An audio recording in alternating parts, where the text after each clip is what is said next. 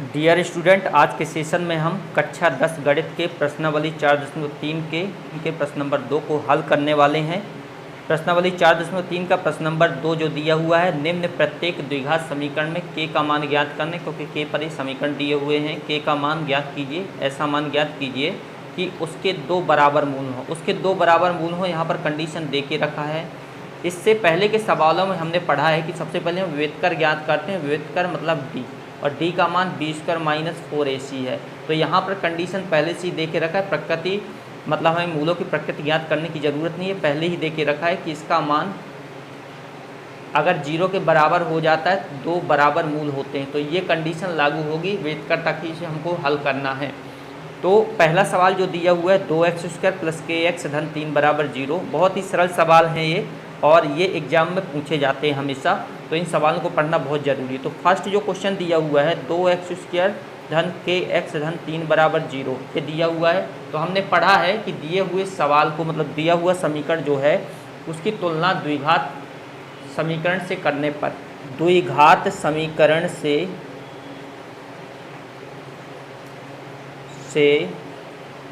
तुलना करने पर, इसकी तुलना द्विघात समीकरण से करेंगे, और द्विघात समीकरण है हमारे पर ax² + bx + c बराबर 0। तो यहाँ आप देख सकते हैं x² का ये दिख रहा है टर्म, तो a का मान हो जाएगा 2, a का मान 2 हुआ। b का मान अगर आप देखेंगे तो यहाँ x और x का टर्म दिखाई दे रहा है, इस कारण से b का मान हो जाएगा यहाँ पर k दिख रहा है, ये b के स्थान पर k दिख रहा है, तो यहाँ पर b का मान हो जाएगा k, और c का मान यहाँ पर आ रहा है हमारा 3, अचर पद 3। तो ए बी सी के मान हमने निकाल दिया है। अब विविधकर, चूँकि दो बराबर मूल होंगे, दो बराबर मूल होंगे, कंडीशन पहले से दी हुई है, तो d बराबर 0 होगा, यानी d का मान क्या है, b² - 4ac के बराबर है, और इसका मान 0 हो जाएगा। तो यहाँ पर हम रख के देखते हैं पूरे मानों को। तो यहाँ रख रहे हैं हम इसको, कंडीशन को हमने साइड में लिख दिया था। d बराबर पहले हम इसको रखते हैं कि b² - 4, तो b का मान हमारे पास k है, तो k², b का मान k है तो k² - 4, a का मान 2 है, c का मान 3 है, बराबर 0। हल करेंगे तो k² इन पूरे का गुणा करें तो 4 दूनी 8 त्रिक 24, 24 बराबर 0। तो k का मान हो जाएगा k², ये ऋण का है तो इधर ट्रांसफ़र हो जाएगा, तो आ जाएगा k² बराबर 24। तो k का मान अगर हम यहाँ से निकालें तो k बराबर यहाँ पर ये स्क्वायर है, इधर जाएगा तो रूट में जाएगा, तो रूट 24 हो गया। अब 24 को हमें बाहर निकाल सकते हैं रूट से बाहर, तो इसका जब निकालें 2 12, 2 छक्का 12, 2 तिहाई 6, मतलब हमारे पास 6 अंदर रहेगा, क्योंकि इसके जोड़ा नहीं बन रहा है, इसका जोड़ा बन रहा है, तो 2 बाहर आया, 2 रूट 6, तो k का मान हो जाएगा 2 रूट 6, ये आंसर होगा इसका। तो इस प्रकार से इन सवालों को हल करेंगे।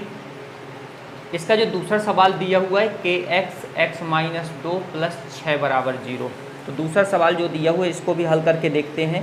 तो ये दिया है kx x - 2 धन 6 बराबर 0, इसको भी हम हल करते हैं। पहले इसको समीकरण के रूप में लिख लेते हैं, तो kx का गुणा अंदर करेंगे, इसके साथ करेंगे तो kx² आएगा, 2 के साथ करेंगे तो 2kx आएगा, और धन 6 बराबर 0। अब यह हमारे समीकरण के रूप में दिया हुआ है। समीकरण की तुलना द्विघात समीकरण से करने पर, द्विघात समीकरण से इसकी तुलना करेंगे। द्विघात समीकरण हमारे पास ax² + bx + c बराबर 0। ए बी सी के मान जो आएंगे उनको लिखेंगे। a का मान यहाँ पर k है, देखिए a का मान यहाँ पर k है, तो a बराबर k लिखेंगे। b का मान आ रहा है यहाँ पर 2k, पूरा का पूरा लिया जाएगा माइनस का 2k, और c का मान आ रहा है 6, तो c बराबर 6। a b c तीनों की वैल्यू हमें मिल चुकी है। अब इसे रखना विविधकर में, चूँकि दो बराबर वास्तविक मूल होंगे, दो बराबर वास्तविक मूल होंगे, तो इस कंडीशन में हमें इधर लिखना है d बराबर b² - 4ac, जिसका मान 0 के बराबर होता है। कंडीशन ये होती है, तो इस पर पुट करके देखते हैं। b के स्थान पर रखना -2k का होल स्क्वायर -4, a का मान k है और c का मान 6 है, बराबर 0। हल करेंगे तो 2 का स्क्वायर 4 होता है, 4 के स्क्वायर, तो 4 छाई 24 के बराबर 0। यहाँ से कुछ कॉमन ले सकते हैं, 4 के दोनों कॉमन आ जाएगा, तो यहाँ से 4 के को कॉमन ले सकते हैं, 4 के कॉमन आया तो के माइनस 4 छाई 24, 6 आया बराबर 0। यहाँ पर 4 के गुणा में तो चला गया भाग में, तो ये इसके साथ जाएगा तो समाप्त हो जाएगा। बचेगा हमारे पास के माइनस 6 बराबर 0, तो के की वैल्यू आ जाएगी 6, ये माइनस का प्लस में। तो इस प्रकार से के की वैल्यू को ज्ञात करेंगे। ये बहुत ही इंपॉर्टेंट क्वेश्चन होते हैं जो परीक्षा की दृष्टि से बहुत ही ज़रूरी है इनको पढ़ना।